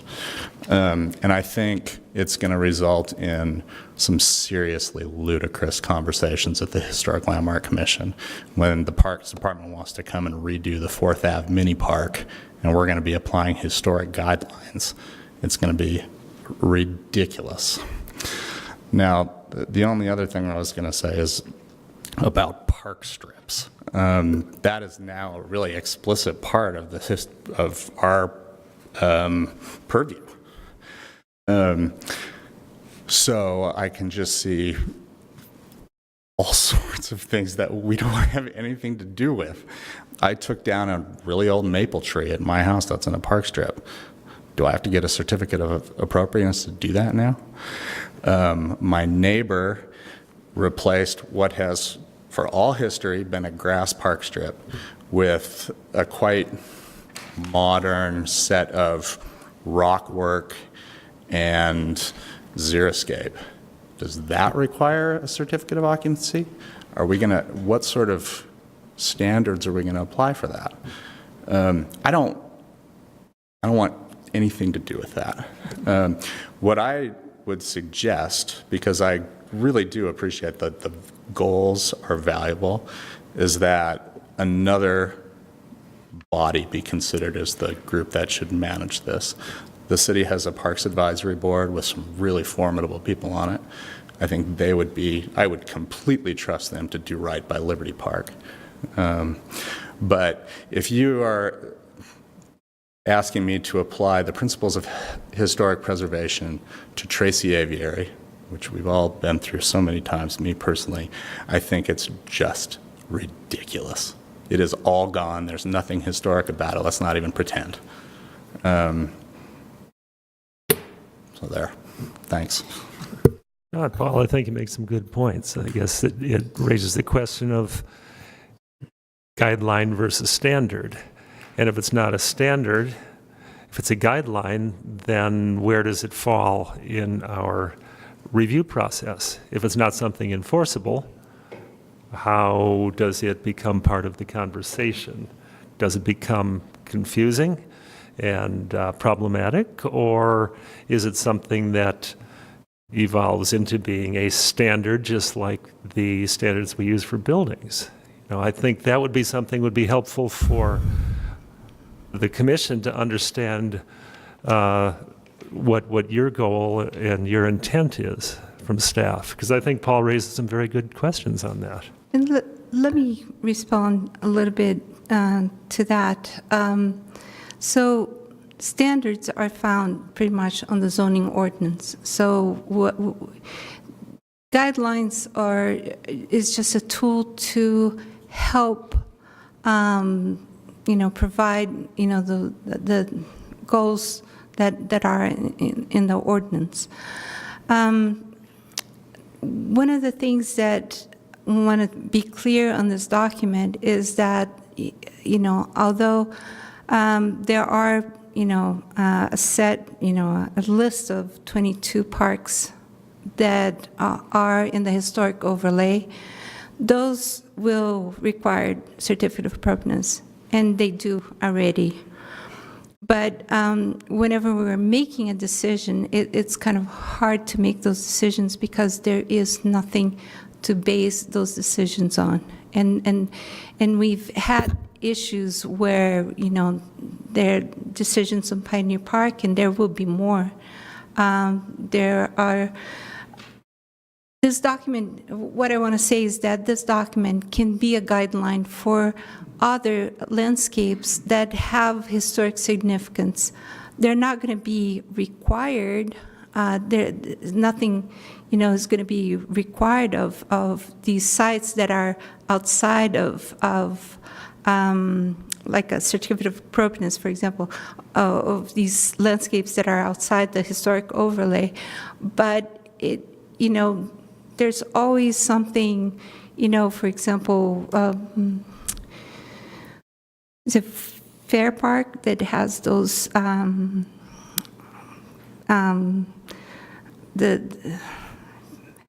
it's a pit hole, not a pit hole, but a place to, do fire and yes.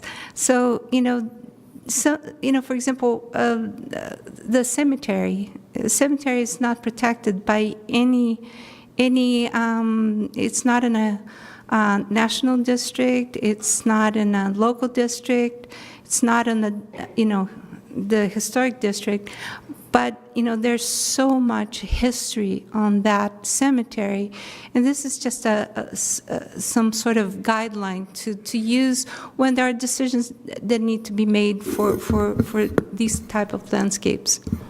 Yeah.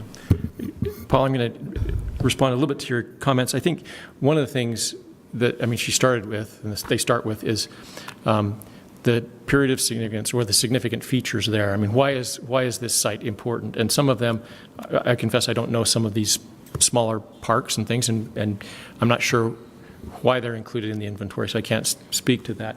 But a number of them have historic significance or historic features on site, or it was a location for a historic event. Pioneer Park, there are no molecules left at Pioneer Park that have anything to do with pioneers, probably, but there is a period of significance that may extend into the 20s or 30s or 40s or something like that as a city park, as its development. What are those significant character-defining features from that period of significance, and how does the current proposal before us, or being considered by anybody, how do they impact that? So I think it's that evaluation. There may be many parks on this list that, like I said, don't have anything to speak of to review, and that's problem solved. They don't apply, perhaps. But others, I think, do. They're a little ephemeral, though, I think, and sometimes it's different. And I don't want to become the parking strip police either. But we've had some of those. We recognize that sometimes the parking strip has some impact to the historic district. And so we've had enforcement cases of construction in the parking strips that have been problematic. And some place in the city, there needs to be that enforcement opportunity to address those. I don't want to review maple removals either. But without worrying about which park is or isn't included, I'm a little confused, perhaps, or troubled about. It's not a standard; it's a guideline. But we really work in this commission to try to adhere to standards. And do we bring something in that isn't a standard, but an applicant is going to be judged on? It's like, zoning will allow you to be 3 stories high, but I really think it'd be better if you were just 1 story. So I'm going to hold up your application because I don't think what you're doing is right. What's the... Well, my response, Ken, we have guidelines today for the buildings, for the various districts. Carl spent how many years working on different guidelines. They're the tool, the interpretation, the refinement, or the explanation of how to address a front porch or whatever it might be in those extra layers. It's still, I agree, it still goes back to the standard. Does it clear it? Does that clear that hurdle? And if it does, it passes. Yep. I think the guidelines help build the case for why a proposal clears that hurdle or not. Yeah. Well, I don't disagree with the intent and the idea of a good landscape supporting the historical nature. I'm just concerned about the gray area and the creep, the regulatory creep. I know I ranted a lot already, but to me the issue is that we're applying principles of historic preservation to landscapes that are not historic. Just not. And then we don't, I think, is the point. But there are none. There are literally none. This place, I think, is as it was. But Liberty Park, nope, not even close. There are aspects. I think I think there are patterns of development that, no, you look at a specific tree, but, the promenade that goes, that is 6th East is totally not historic. That was a road when I was a kid. There were, I mean, but it's always been an axial, I agree. I mean, I don't think really I don't know. And I've seen pictures of Liberty Park where that was not there. I mean, so I mean, to me, this is there are so many good reasons to do great stewardship of parks. Historic preservation is not the way to go. It's also, it's some other mechanism. Because I think you could, I'm going to say something that I could really regret saying, but I think you could bulldoze all of the trees in Liberty Park and come back with something totally different, but wonderful. That happened in Memory Grove after the tornado. And it was a great example because there was so much material in that park that was not significant. And it was just there to just clutter that park. So when the tornado came and we had to, create a plan, it was determined what was significant about that park and which of those monuments were significant, and those were preserved. The other stuff was taken away.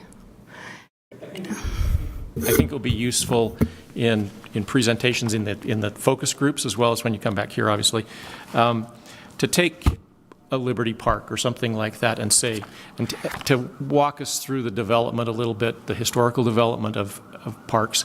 Some of them are modern creations. 50 or 100 years from now, that may have historic significance, but it doesn't today. And help us rationalize the areas of significant character-defining features, what's important and what's not important. Let the consultant kind of highlight those areas and say, oh, yeah, clearly the tennis courts, they're not an issue. The carousel, it's not an issue, whatever it might be. Tracy Aviary, yeah. And I kind of struggle with that, too, when I saw it, because it's like, what's left in there except for, I don't know. What's original there. Buildings. There are some buildings that have acquired historic character, and those would be those would Andy be the care- Condor's historic. He's That's true. 59. Paul, to respond to some of the, your comments, I completely understand that so many of the parks that are in the historic overlay are not really historic. They're just there because they are in the historic district, and so because they're in the historic district. But if we follow that kind of guide where so there is no historic significance, then we have a whole lot of flexibility there, and those and these guidelines don't really will apply as much. We'll, so say that whoever the parks director is just decided we're going to totally redo the 4th Ave mini park. Would they have to come to us? Or they would? Because they're in the Why? Don't we have enough? I just think that's really silly. Well, they do anyway. They do anyway. And this document is an attempt to help you make those decisions, because as it is right now, they're part of the historic district, and therefore, it needs to be reviewed and have a certificate of appropriateness for something like that. So it's just a guide, something to help you make, a more informed and consistent decision. Generally, like tonight, we're talking about private projects owned by private individuals who we have some authority over. Do we have authority over the Parks Commission and public people that are going to be doing the kinds of projects that this contemplates? We going to tell the city and county building how we do like or don't like the way they landscape? Well, Stanley, I think we do. You missed an interesting project, a proposal for water treatment and pump house in 4th Avenue. You were there, okay. Yes, yeah. So that was Parks Department, and they certainly had to come before us for that. So I would expect we'll see Okay, well, I'm the other I'm things. just unfamiliar with that line of authority. I see it with private people, but I don't see it with people who have a lot to do with what we're talking about. And we're trying to, I remember the water project. get the Parks Department really involved in this project. And so that, this is not something we are, trying to force them into, they're being very involved in this project. The only other comment I would make, when I got to the structures portion, talking about, guidelines for the structures, whether they're new or historic, and et cetera, whether it's maintenance, whether it's replacement, additions. And I had a concern that just simply that we are duplicating, if you will, what's within the, historic guidelines and also within our, so my concern was, I understand the spirit that it's trying to give a guideline, but I'm almost to the thought that maybe it's made more clear that it's guidelines and that it's really then referenced to the historic guidelines for historic structure or structures in historic districts or modifications, just because I think it's one of those things. I'm a firm advocate: say it once and say it right, don't say it twice and have them pointing in two different directions. Well, I good. took think that you- section to mean that to be referring more to pergolas than Yeah, I think buildings, but I Well, I agree that it could be, but I think there were structures and then there was discussions about, anyway, it was unclear to me as to whether, and it could be clear in terms of there are lots and lots of remnant structures or pergolas, et cetera, that are brand new. But again, back to a lot of buildings, and our pump house being one, that somebody starts pointing at this and it says, well, hey, it says right here, and it creates, I think, it creates more confusion than that could be avoided. So I'd be maybe cognizant of that.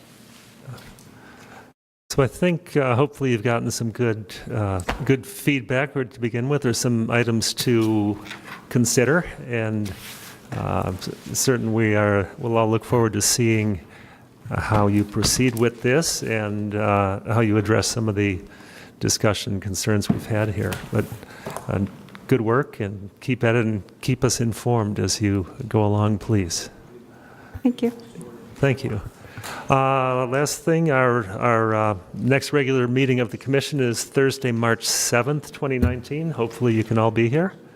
And unless there's anything else, we can shut her down for the night. We're adjourned.